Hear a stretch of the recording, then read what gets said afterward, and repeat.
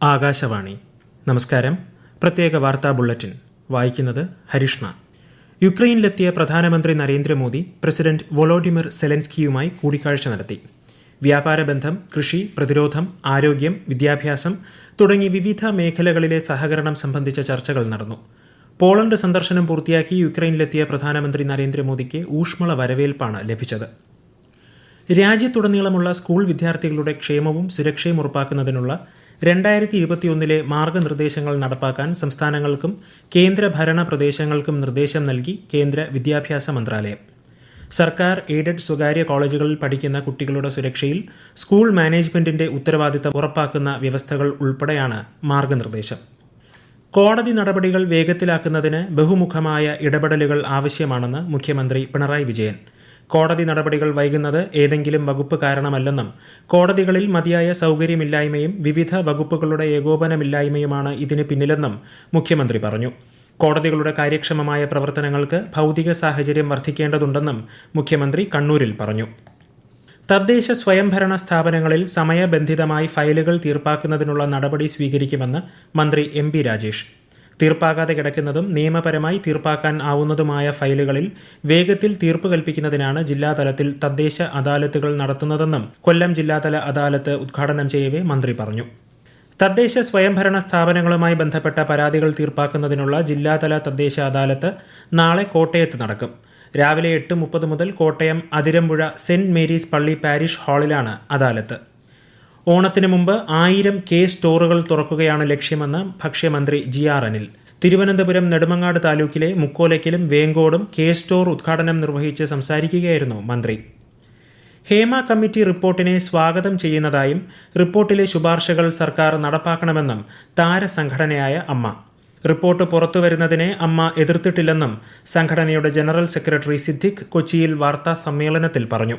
കുറ്റകൃത്യം നടന്നിട്ടുണ്ടെങ്കിൽ കേസെടുത്ത് അന്വേഷണം നടത്തണമെന്നാണ് അമ്മയുടെ ആവശ്യം. സിനിമാ മേഖലയിലെ വനിതകൾക്ക് സുരക്ഷിതമായ തൊഴിൽ സാഹചര്യം ഉറപ്പുവരുത്തേണ്ടത് സംഘടനയുടെയും ആവശ്യമാണ്. ഒറ്റപ്പെട്ട സംഭവങ്ങളുടെ പേരിൽ ചലച്ചിത്ര മേഖലയെ അടച്ചാക്ഷേപിക്കുന്നതിനോട് എതിർപ്പുണ്ടെന്നും ശ്രീ സിദ്ദിഖ് പറഞ്ഞു.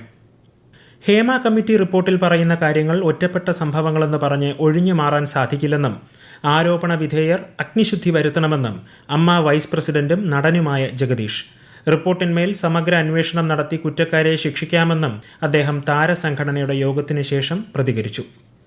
ഹേമ കമ്മിറ്റി റിപ്പോർട്ടിൽ വിവരാവകാശ കമ്മീഷൻ ആവശ്യപ്പെടാത്ത ഭാഗങ്ങൾ സർക്കാർ വെട്ടിമാറ്റിയതായി ആരോപിച്ച് പ്രതിപക്ഷ നേതാവ് VD സതീശൻ. കുറ്റവാളികളെ നിയമത്തിനു മുന്നിൽ കൊണ്ടുവരാതെ സിനിമാ കോൺക്ലേവ് നടത്താൻ അനുവദിക്കില്ലെന്നും അദ്ദേഹം പറഞ്ഞു. റിപ്പോർട്ടിൽ അടിയന്തര നടപടി ആവശ്യപ്പെട്ട് മഹിളാ കോൺഗ്രസ് കൊച്ചിയിൽ സംഘടിപ്പിച്ച സത്യാഗ്രഹം ഉദ്ഘാടനം ചെയ്യുകയായിരുന്നു പ്രതിപക്ഷ നേതാവ്. ഹേമ കമ്മിറ്റി റിപ്പോർട്ടിനെ താരസംഘടന സ്വാഗതം ചെയ്ത സാഹചര്യത്തിൽ തുടർ നടപടികളിലേക്ക് സർക്കാർ നീങ്ങണമെന്ന് മുൻ കേന്ദ്രമന്ത്രി V മുരളീധരൻ ആവശ്യപ്പെട്ടു. സ്ത്രീകൾക്ക് വേണ്ടി സംസാരിക്കുകയും വേട്ടക്കാരെ സഹായിക്കുകയും ചെയ്യുന്ന വിചിത്രമായ നിലപാടാണ് LDF സർക്കാർ സ്വീകരിക്കുന്നതെന്ന് BJP സംസ്ഥാന അധ്യക്ഷൻ K സുരേന്ദ്രൻ ആരോപിച്ചു. വയനാട് ഉരുൾപൊട്ടലിൽ ദുരിതമനുഭവിക്കുന്നവർക്ക് മുഖ്യമന്ത്രിയുടെ ദുരിതാശ്വാസ നിധിയിൽ നിന്നും ലഭിക്കുന്ന തുകയിൽ നിന്ന് പ്രതിമാസ വായ്പാ തിരിച്ചടവ് ഈടാക്കരുതെന്ന് ഹൈക്കോടതി നിർദ്ദേശം. ദുരിതബാധിതരോട് അനുകമ്പയോടെ പെരുമാറണമെന്നും വായ്പകൾ പുനഃക്രമീകരിക്കുകയോ എഴുതിത്തള്ളുകയോ ചെയ്യുന്നതിനുള്ള സാധ്യതകൾ പരിശോധിക്കണമെന്നും ഡിവിഷൻ ബെഞ്ച് നിർദ്ദേശിച്ചു. ഏഷ്യയിലെ ഏറ്റവും വലിയ ഡ്രൈവ് ഇൻ ബീച്ചായ കണ്ണൂരിലെ മുഴുപ്പിലങ്ങാട് ബീച്ച് നവീകരിച്ച് പുതുവത്സര സമ്മാനമായി കേരളത്തിന് സമർപ്പിക്കുമെന്ന് മന്ത്രി PA മുഹമ്മദ് റിയാസ്. നവീകരണ പ്രവൃത്തി നടത്തുന്ന മുഴുപ്പിലങ്ങാട് ബീച്ചും KTDC നിർമ്മിക്കുന്ന 3 സ്റ്റാർ ഹോട്ടൽ പരിസരവും സന്ദർശിച്ച് നിർമ്മാണ പ്രവൃത്തികൾ അവലോകനം ചെയ്യവെയാണ് മന്ത്രി ഇക്കാര്യം പറഞ്ഞത്. സഹകരണ മേഖലയിലെ അനഭിലഷണീയ പ്രവണതകൾ ചെറുക്കുന്നതിന് നിതാന്ത ജാഗ്രത പുലർത്തണമെന്നും അവ പരിഹരിക്കുന്നതിനുള്ള നടപടികൾ ഉണ്ടാകുമെന്നും മന്ത്രി VN വാസവൻ. കാലോചിതമായ സഹകരണ മേഖലാ പരിഷ്കാരങ്ങളോട് മുന്നോട്ടു പോകുമെന്നും മന്ത്രി തിരുവനന്തപുരത്ത് പറഞ്ഞു.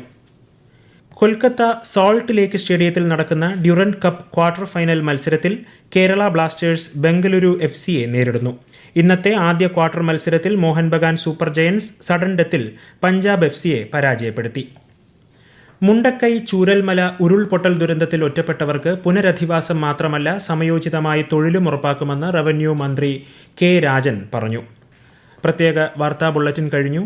അടുത്ത വാർത്താ പ്രക്ഷേപണം നാളെ രാവിലെ 6:45.